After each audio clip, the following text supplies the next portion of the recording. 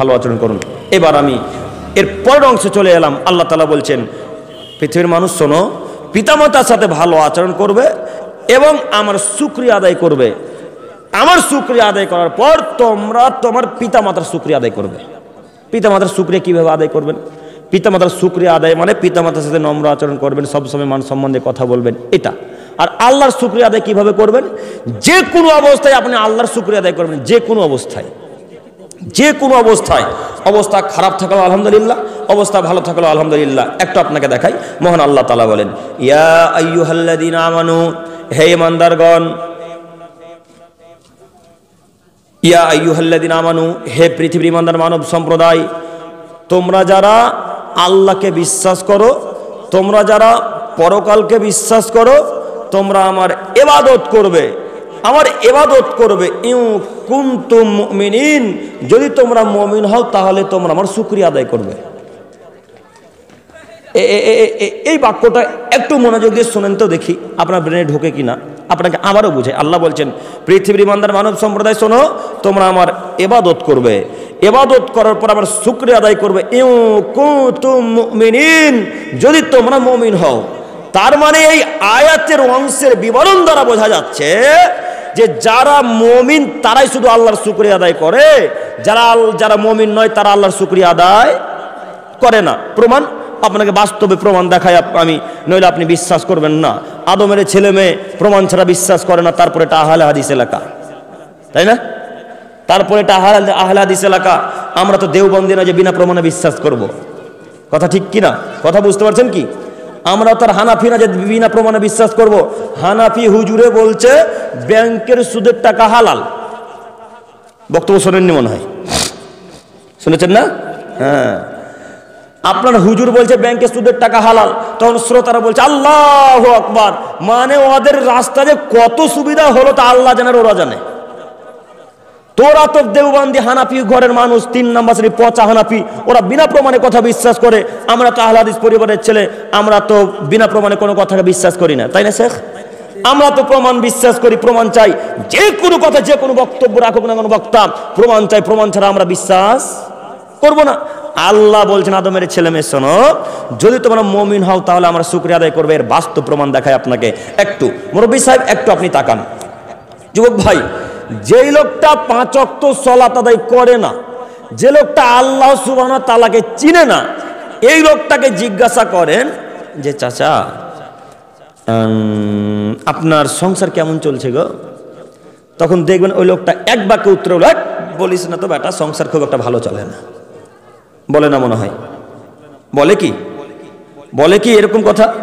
হ্যাঁ, তার মানে আল্লাহকে চেনে না। যদি আল্লাহকে চিনতো বা জানতো তাহলে শুকরিয়া আদায় করতো। এবার আপনাকে দেখাই শুকরিয়া আদায়। যে লোকটা 5 ওয়াক্ত সালাত আদায় করে এমন একটা লোককে ধরেন, যে লোকটা আল্লাহ সুবহানাহু ওয়া তাআলাকে চিনে এমন একটা লোককে ধরুন। এরকম একটা লোককে ধরে তাকে বলুন, চাচা সংসার কেমন চলছে? তখন ওই চাচা যদি প্রতিদিন আলু ভর্তা দিয়ে ভাত খায়, আলু ভর্তা বুঝলেন কি? আলু সানা।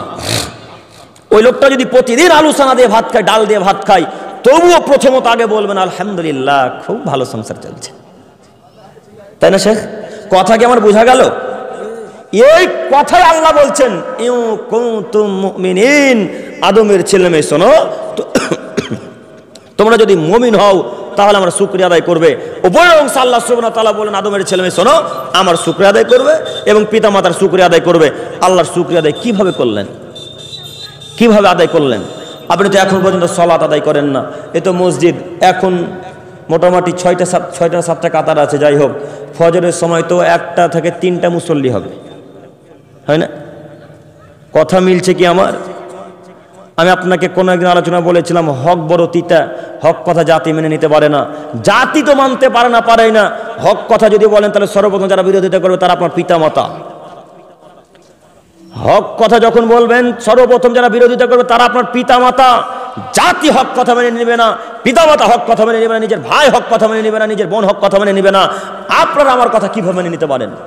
এই জন্য আপনাকে বলি, মসজিদে এত বড় করছেন করেন, কিন্তু ফজরের ওয়াক্তে 2 থেকে 3 জন মুসল্লি কেন? কেন 2 থেকে 3 জন মুসল্লি? সম্মানিত মুরব্বী সাহেব, হক কথা বললে মানুষের গায়ে ফুসকা পড়ে যায়, কিন্তু আমি আপনাকে কি দিয়ে বুঝাই? মুহাম্মদ সাল্লাল্লাহু আলাইহি সাল্লাম বলেন, বুখারী মুসলিম, লাইসা সালাতুন আসকালা আলাল মুনাফিকিনা মিনাল ফাজর ওয়াল ইশা ওয়ালা ইয়ালামুনা মা ফি মা আতাহুম আলা ভাবুয়া। পৃথিবীর মানুষ শোনো শোনো শোনো শোনো, মুনাফিকদের কাছে সবথেকে ভারী সালাত হচ্ছে ফজর এবং এশারের সালাত। মুনাফিকদের কাছে সবথেকে ভারী সালাত হচ্ছে ফজর এবং এশারের সালাত।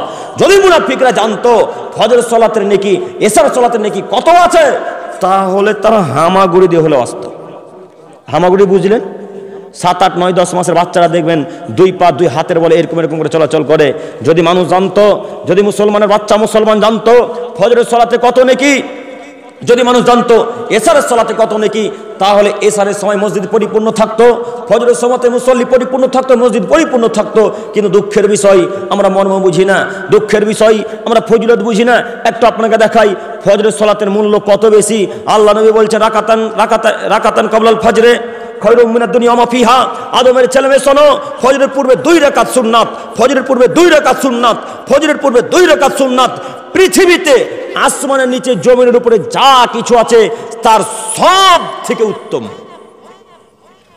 আল্লাহ, যদি শুধু 2 রাকাত সুন্নাতের ফজিলত এত হয়, তাহলে 2 রাকাত ফরজ নামাজের ফজিলত কত হবে? আপনাকে আমি বুঝাতে পারলাম সুন্নাতের ফজিলত কত বেশি? না, পারিনি। যদি পারতাম আপনাকে বুঝাতে, বা জাতি যদি পারতো, বা আলেম ওলামা কেরামগণ পারতো বুঝাতে, তাহলে মসজিদ ফাঁকা থাকতো? কথা বলে না। মসজিদ ফাঁকা থাকতো গো? মসজিদ ফাঁকা থাকতো না। জাতি বুঝে না, জাতি বুঝে না, আমরাও বুঝাতে পারি না হয়তো বা। এরপরও আল্লাহকে বলি, আল্লাহ গভীর রাত্রি হয়েছে মাবুদ, এই গভীর রাত্রে তোমার কাছে ভিক্ষা চেয়ে বলি, আল্লাহ তুমি আমাদের দিনী ভাইদেরকে 5 ওয়াক্ত সালাত আদায় করে তৌফিক দান করো। সকলে বলি আমিন।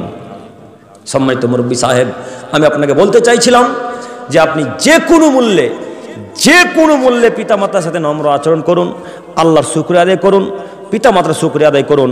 আল্লাহর শুকরিয়া আদায় তখনই আপনি করতে পারবেন যখন 5 ওয়াক্ত সালাত আদায় করবেন। যখন 5 ওয়াক্ত সালাত আদায় করবেন তখনই আল্লাহর শুকরিয়া আদায় করা সম্ভব। যদি সালাত আদায় না করেন তো শুকরিয়া আদায় করা সম্ভব নয়। কেন? যদি শুকরিয়া আদায় করেনও বা, তো এই শুকরিয়ার কোনো মূল্য থাকবে না। কেন? আবু হুরায়রা রাদিয়াল্লাহু তাআলা আনহু বলেন, রাসূল সাল্লাল্লাহু আলাইহি সাল্লাম বলেছেন, ইন্না আউয়ালা মা ইউহাসাবু বিহি আবদু বিসসালাতি ইয়াউমাল কিয়ামা। আদমের ছেলে মেয়ে শোনো, কিয়ামতের মাঠে আল্লাহ সুবহানাহু ওয়া তাআলা সর্বপ্রথম যার হিসাব নিকাশ নেবেন তার নাম সালাত, তার নাম নামাজ। কিয়ামতের মাঠে আল্লাহ সর্বপ্রথম যার হিসাব নেবেন তার নাম নামাজ। ফাইন সলাহাত কদ আফলাহা। যদি সালাতের হিসাব আল্লাহ কবুল করে নেন, যদি নামাজের হিসাবকে আল্লাহ তাআলা কবুল করে নেন, তাহলে পৃথিবীতে যত কর্ম করেছে, যত ভালো ইবাদত করেছে, যত ভালো আচরণ করেছে, পিতামাতার সাথে, ভাই বোন, আত্মীয় স্বজন, পাড়া প্রতিবেশী, ফকির মিসকিন, দুস্থ গরিব, পৃথিবীতে যত লোকের সাথে ভালো আচরণ, নম্র আচরণ, ভালো আচরণ করেছেন, এই ভালো আচরণ করার কারণে যত নেকি পেয়েছিলেন সব রেখে আল্লাহ কি করবেন? এখন কবুল করে নেবেন। ওয়াইন ফাসাদাত ফাকাত খাবা খাসিরা। আর যদি সালাতের হিসাবকে আল্লাহ কিয়ামতের মাঠে এইভাবে কেটে দেন, তাহলে পৃথিবীতে যত কর্ম করেছেন, হজ করেছেন, জাকাত দিয়েছেন, দান করেছেন, আব্বুর সাথে আম্মুর সাথে ভালো আচরণ করেছেন, স্ত্রীর সাথে ভালো আচরণ করেছেন, ছেলে মেয়েকে খাওয়িয়েছেন, পড়িয়েছেন, স্কুল কলেজ বিশ্ববিদ্যালয় মাদ্রাসায় পড়িয়েছেন, সব কর্ম করেছেন, কিন্তু সালাত আদায় করেননি। এত কর্ম করার পর যে নেকিগুলা পেয়েছিলেন, সালাত যখন বাতিল তখন অন্যান্য ইবাদতও বাতিল। কোনো ইবাদত টিকবে না। কোনো মায়ের বেটা যদি বলে দিতে পারে, কোনো মায়ের বেটা যদি বলে দিতে পারে যে নামাজ কবুল না হলে অন্য ইবাদত কবুল হয়ে যাবে, জাতির সামনে জিন্দেগিতে বক্তব্য রাখবো না ইনশাআল্লাহ।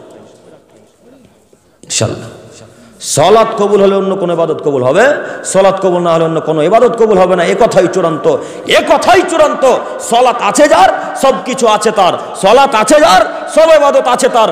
নামাজ আছে যার, সব ইবাদত আছে যার। নামাজ নেই তার, কোনো ইবাদত নেই তার। 14 বার হজ করে আসেন না, কোনো ফায়দা নেই। আপনি বলছেন আমি তো মক্কাতে কাজে গিয়েছিলাম কোনো কোম্পানির আন্ডারে, তো কোম্পানির আন্ডারে কাজে গিয়ে উমরা করে এসেছি। তো বেটা উমরা করলে কি হবে এখন যে নামাজ পড়েন না? হ্যাঁ, হজ করলে কি হবে এখন যে নামাজ পড়েন না?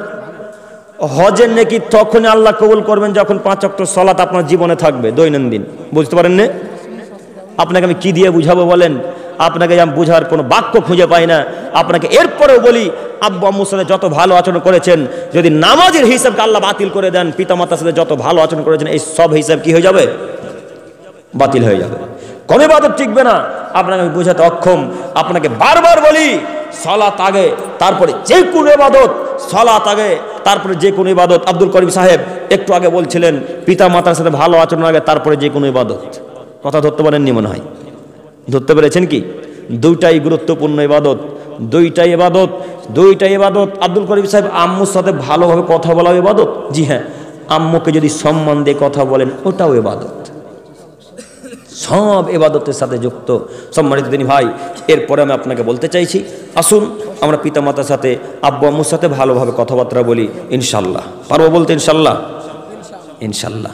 যদি পিতামাতাকে নোংরা ভাষায় কথা বলে থাকেন, আজকে আলোচনা শুনে গিয়ে আগে ভিক্ষা চাইবেন। পারবেন না? পারবেন না মনে হয়। পারবেন কি? ভিক্ষা চেয়ে মরার চেষ্টা করেন, ভিক্ষা চেয়ে মুসলমান হয়ে মরার চেষ্টা করেন, বিনা মুসলমান হয়ে মরার চেষ্টা করিয়েন না। বিনা মুসলমান হয়ে মরলে জাহান্নাম অজীব, জাহান্নাম অজীব, জাহান্নাম অজীব।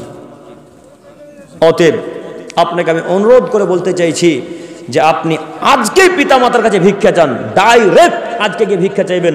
আব্দুল করিম সাহেব বলেন কি, পিতামাতার সাথে ডাইরেক্ট কথা বলতেই তো লজ্জা লজ্জা লাগে, কিভাবে ভিক্ষা চাইব? ও গালি দিলেন তখন লজ্জা লাগলো না, অকথ্য ভাষায় কথা বললেন তখন লজ্জা লাগলো না, এখন ভিক্ষা চাইতে লজ্জা লাগে? কেন লজ্জা লাগবে? আচ্ছা লজ্জা লাগে আব্দুল করিম সাহেব, আসলেই পিতামাতার কাছে ভিক্ষা চাইতে লজ্জা লাগে, এটা একটা লজ্জারই বিষয়, তাই না? আপনি আব্দুল করিমকে গালি দিয়েছেন, এখন আব্দুল করিমের সাথে সামনাসামনি ক্ষমা চাইতে পারছেন না, এরকম কখন কোনো কোনো বিষয় দাঁড়ায় না? আপনি একটা মানুষকে গালি, আপনার মনে করেন আপনার বন্ধুকে গালি দিয়েছেন, আপনার বেস্ট ফ্রেন্ড, কোনো এক সময় তার দুর্নাম করেছেন, পরে ভুল বুঝতে পেরে বলছেন আব্দুর রহমানের দুর্নাম করেছি, তো কিভাবে যে ক্ষমা চাই, কিভাবে যে ক্ষমা চাই, তার সামনাসামনি যদি বলি তো লজ্জা লজ্জা লাগে, চোখের দিকে তাকা যায় না, তো এখন কি করবেন? এখন আমি আপনাকে একটা পরামর্শ দিতে পারি। হ্যাঁ, আর একটা কথা বলি তার আগে।